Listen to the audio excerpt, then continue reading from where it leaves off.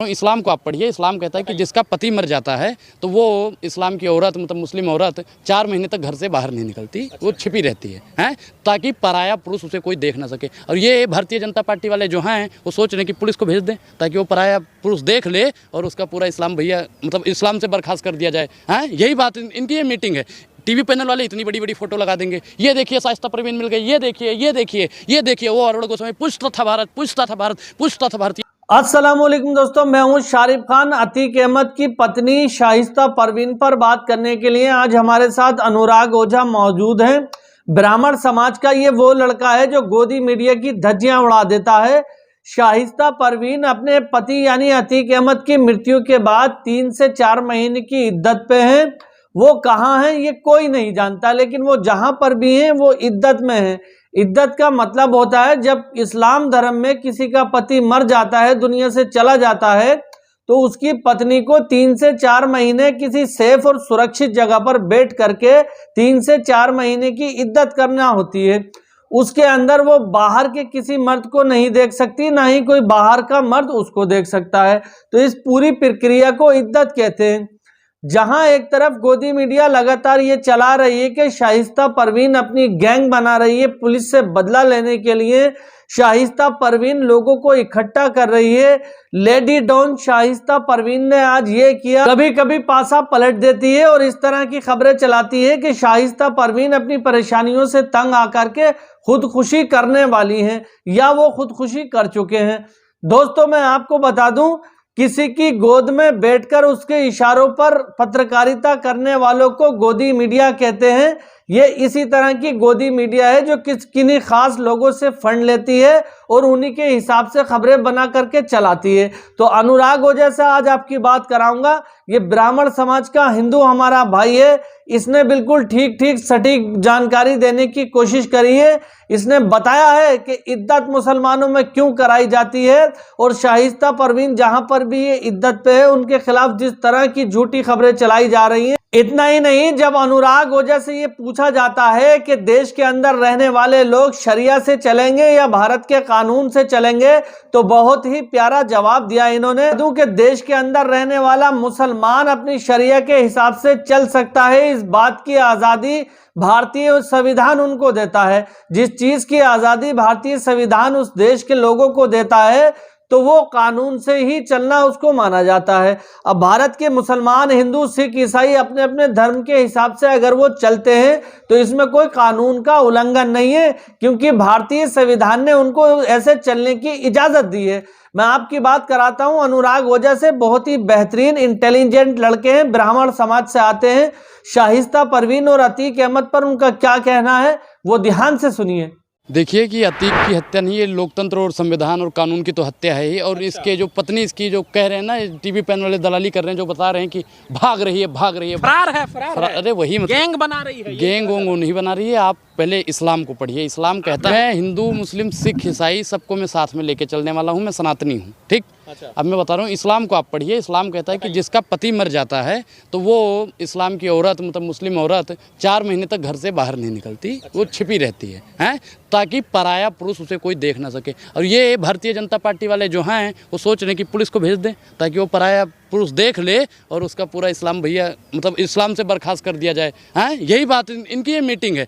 TV panel वाले इतनी बड़ी बड़ी फोटो लगा देंगे, ये देखिए शाइस्ता परवीन मिल गई, ये देखिए ये देखिए ये देखिए, वो अरुण गोस्वामी पूछता था भारत पूछता था भारतीय मिल गई जी। यही लोग करते रहेंगे। वो मुस्लिम एक उस औरत को बदनाम करने का काम किया जा रहा है। अगर सुनिए, इनको कह रहे हैं ना कि वो हो सकता है कि 4 महीने बाद खुद ही सिलेंडर कर दे अपने आप को कि जी मैं आ गई, जो सजा देना है बैठी हुई है ना। वही तो हम बता रहे हैं, वही बता रहे हैं ना। आप इस्लाम के हो ना, आप मुसलमान पत्रकार हो, आपको पता है ना इद्दत कहते हैं। हम तो बता रहे हैं कि वो मुस्लिम में है कि वो छिप मतलब घर में रहते हैं और वो कहीं भाग हमारे लिए जैसे हम सनातनी है ना, हम कहते हैं कि बहुत चीज़ है जो हम अभी भी रामायण, रामचरितमानस या गीता को फॉलो करते हैं। तो क्या मुस्लिम भाई अगर शरिया को फॉलो कर लेंगे तो आपको दिक्कत हो रही है? आप बताइए, आपको दिक्कत हो रही है? नियम होता है, कायदा होता है, वो कायदे में रहेगी।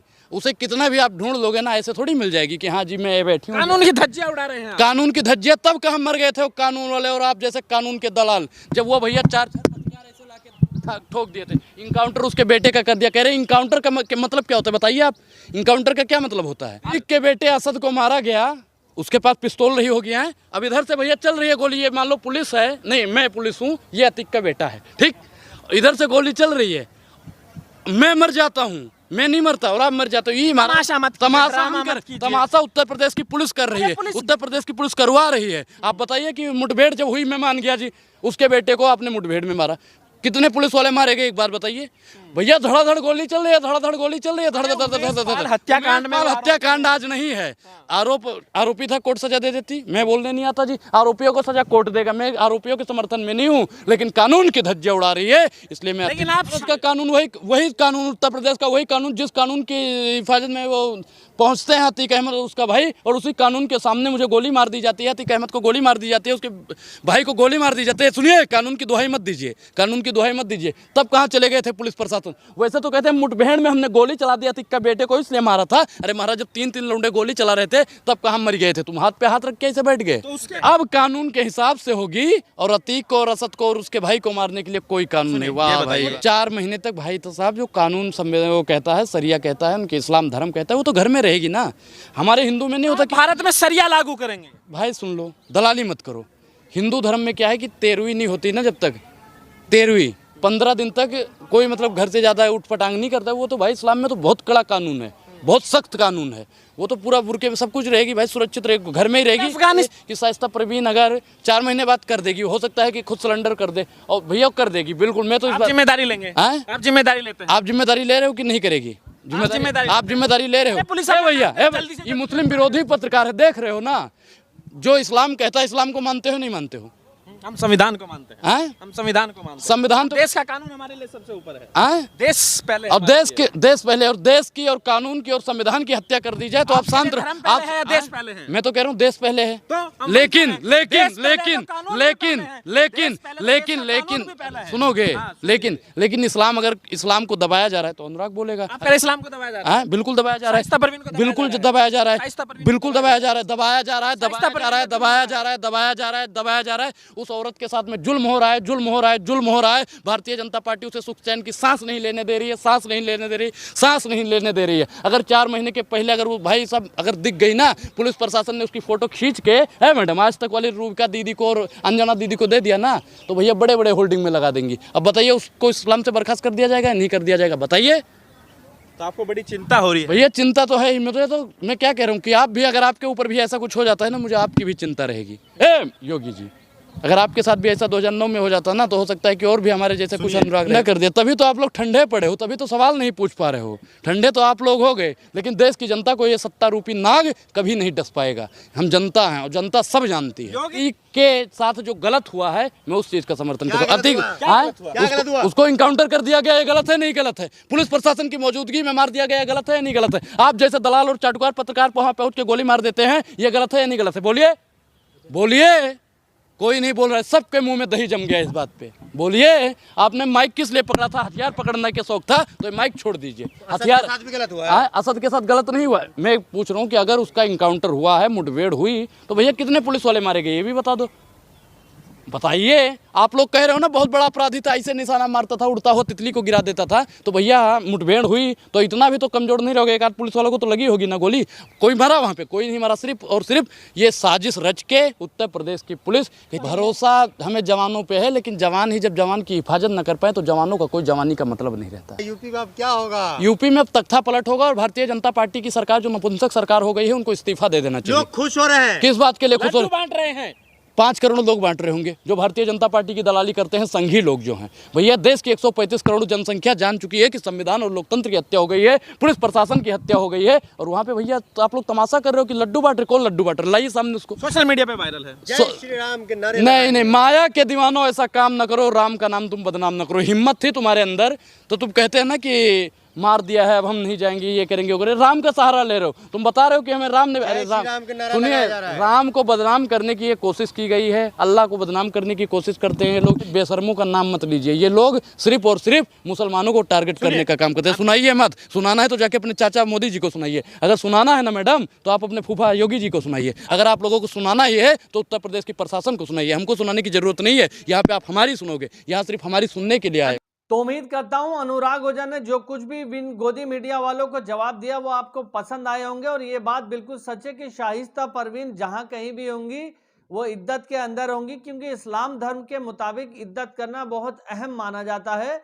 इद्दत करने के कुछ तौर तरीके होते हैं जो उसको फॉलो करना होता है। बाहरी कोई भी बाहर का शख्स उसको नहीं देख सकता, उस औरत को जो इद्दत में बैठी हुई है। अगर वो आज ही अपने आप को सरेंडर कर देती हैं तो ये गोदी मीडिया उनके बड़े बड़े पोस्टर बना करके अखबारों में और टीवी में हर जगह उनको दिखाया जाएगा कि देखिए शाइस्ता परवीन ने सरेंडर कर दिया है। और शाइस्ता परवीन के ऊपर अब ये केस लगा है, ये धाराएं लगी हैं, बार बार उनको कोर्ट में जाना होगा पेशी के लिए, मेडिकल चेकअप के लिए। बहुत तरह की परेशानियां ऐसे होती हैं जो इद्दत के दौरान इंसान नहीं उठा सकता। हालांकि भारत के कानून के हिसाब से चलना बहुत जरूरी है, क्योंकि संविधान ने जो हक और अधिकार दिए हैं वो कंडीशन बेस्ड हैं, मतलब किस कंडीशन में आपको क्या अधिकार मिला हुआ है। तो अगर वो गोदी मीडिया के जाहिल चैनल जो किसी की गोद में बैठ करके और झूठी खबरें चलाने का काम करते हैं, अगर उन्होंने संविधान नहीं पढ़ा है तो एक 25 रुपए की संविधान की किताब लेकर मैं उनको देने का काम कर सकता हूं।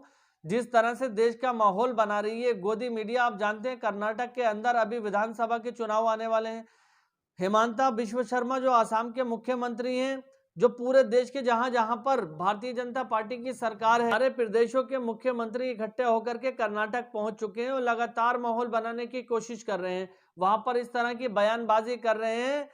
हाल ही में अभी एक बड़े नेता ने वहां पर बयान दिया है कि आप हमारी कर्नाटक में सरकार बनवा दो, तेलंगाना में हमारी सरकार बनवा दो, हम मुसलमानों का आरक्षण काट के SC ST OBC के लोगों को दे देंगे। यानी माइनॉरिटी के लिए जो आरक्षण होता है संविधान में जिसका प्रावधान है उसको काट करके SC ST OBC के लोगों को दे देंगे खुलेआम।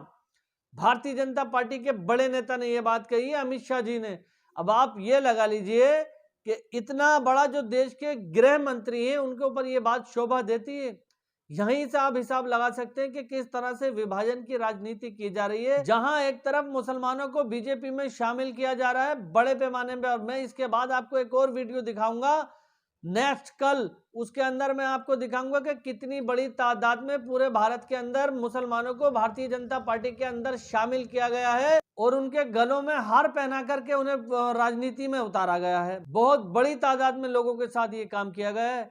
फिलहाल आपको वीडियो अगर अच्छी लगी हो तो मेरे चैनल को सब्सक्राइब करके बेल आइकन पर ऑल का बटन सेलेक्ट कर देना। इंशाल्लाह फिर मिलूंगा इसी तरह की एक नई वीडियो के साथ। तब तक दुआओं में अपने भाई को याद रखना और गोदी मीडिया के चैनल्स को आप ना ही देखें तो बेहतर होगा। बाकी अल्लाह हाफिज, इंशाल्लाह फिर मिलूंगा।